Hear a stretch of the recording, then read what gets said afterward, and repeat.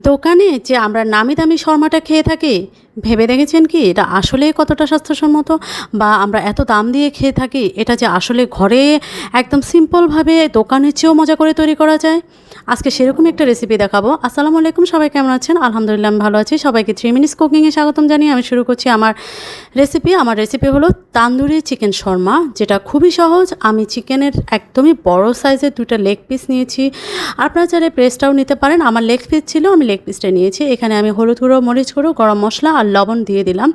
দিয়ে আমি শুকনো উপকরণগুলো দিয়ে তারপরে আমি আদা বাটা, রসুন বাটা দিয়ে দিলাম 1 চা চামচ করে। তারপরে আমি সয়া সস দিয়ে দিলাম, টমেটো সস দিয়ে দিলাম, পরিমাণ মতো দিয়ে আমি ভালো করে সব কিছু মিক্সড করে নিব। আর এখানে খেয়াল রাখবেন যে আমি মরিচের গুঁড়োটা দিয়েছি কাশ্মীরি মরিচের গুঁড়া, যেটা দিলে অনেক বেশি লাল হয়, যেটাতে কিনা কালার দেওয়ার দরকার হয় না, কারণ কালার দিতে গেলে এটা আসলে অস্বাস্থ্যকর হয়ে যায় আমার কাছে যেটা মনে হয়। দেখেন কতটা লাল হয়েছে শুধু কালার ছাড়াও।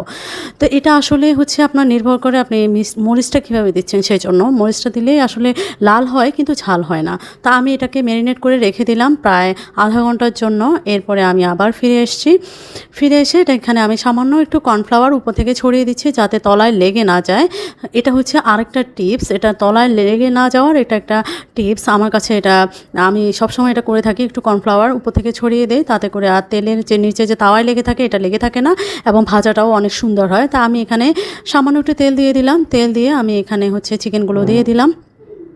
আর সবসময় খেয়াল রাখবেন বাইরে থেকে কেনাচ্ছে একটু কষ্ট করে ঘরে খাওয়ার চেষ্টা করবেন। আর এখন রেডিমেড চিকেন কাটা লাগে না, কিচ্ছু করা লাগে না, সবই আসলে কাটাকুটি করা দোকানেই কিনতে পাওয়া যায়। তো আমি চিকেনগুলো দিয়ে দিলাম। চিকেনগুলো আসলে মাঝারি থেকে একটু লো আঁচে রেখেই ভাজতে হবে। প্রায় এপিট ওপিট আপনি 30 মিনিট ভাজবেন টোটাল, অর্থাৎ আধা ঘন্টা, কারণ একটু সময় লাগবে, কারণ এটা অনেক বড় পিস এই জন্য। আর আপনারা যদি বোনলেস করেন তাহলে আর একটু সময় কম লাগবে, তা বোনলেস করলেও হয়, কিন্তু আমার কাছে মনে হয় যে লেগ পিসটা দিলে বেশি ভালো লাগে। আমি এই জন্য লেগ পিসটা দিয়েই করে থাকি।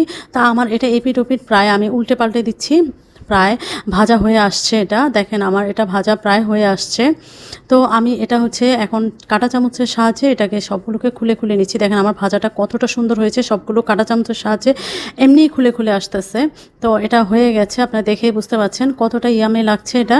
আর আপনারাই বলেন যে এরকম যদি রেসিপিটা সহজভাবে ঘরে করা যায় তাহলে বাইরে কি আর খাওয়ার দরকার আছে? আর আজকাল কিন্তু শর্মার ব্রেডগুলোও কিন্তু দোকানে কিনতে পাওয়া যায়। যে আমরা দোকানে সুপার শপগুলোতে যে কেনাকাটা করি, ওই সুপার শপগুলোতেই কিনতে পাওয়া যায়। তো এখানে আমি বিভিন্ন রকমের মিক্স সালাদ দিয়ে দিলাম, শসা, গাজর, টমেটো যেটা আছে আমার হাতের কাছে তাই দিলাম, আর একটু সামান্য লবণ দিয়ে দিলাম, সস দিয়ে দিলাম একটু। তারপরে দিয়ে আমি এখানে আর একটু মেয়োনিজ অ্যাড করতেছি। আর মেয়োনিজটা আমার কেনা, কিন্তু আমি নর্মালি ঘরে তৈরিটাই দিয়ে থাকি, কড়াটাই দিয়ে থাকি, আমি ঘরেও তৈরি করি। এরকমও একটা রেসিপি আমার দেওয়া আছে আরেকটা শর্মা ভিডিওতে। তো আমার এটা আমি একেবারে ভিন্নভাবে করার চেষ্টা করেছি, এবং সহজ উপায়ে। যারা চাকরিজীবী তাদের জন্য তো আরও সহজ।